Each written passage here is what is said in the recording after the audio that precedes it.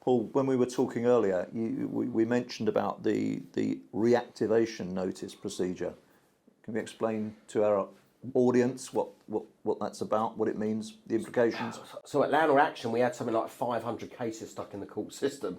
6 months, standing there, sitting there, doing nothing. Yeah. When they opened back the courts, the courts turned around and said, you need to serve reactivation notices on the tenant and the court to say you want to carry on with your case. The reason they did that is they want to whittle down the cases. Yes. There was something like 65,000 cases stuck in the court system, okay?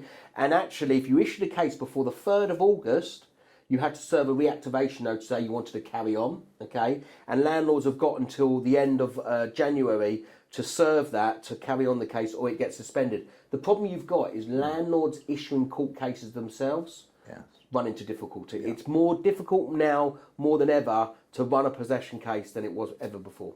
So as always, it's absolutely attention to detail. The devil is in the detail. So you mentioned 31st of January? 31st of January. So if you've got a case in the system and it was issued prior to the 3rd of August, you have to serve a reactivation notice to find out why was the tenant in arrears. Not that the tenant's going to tell you. No. Were they impacted by COVID? Is there a statement of rent arrears? And it's a tick box exercise. And all it was done was to whittle down court cases, because of course there might have been tenants that may have left the property. Yeah. Okay, and you don't need to carry on with that case. But it has become more and more difficult. And any advice I've got to a landlord is use a regulated firm of solicitors. You have to. There's so much at stake. It's getting possession of property. One mistake, it could be fatal. Absolutely, and your typical property value is in the hundreds of thousands of pounds, and it's been rising this year, surprisingly.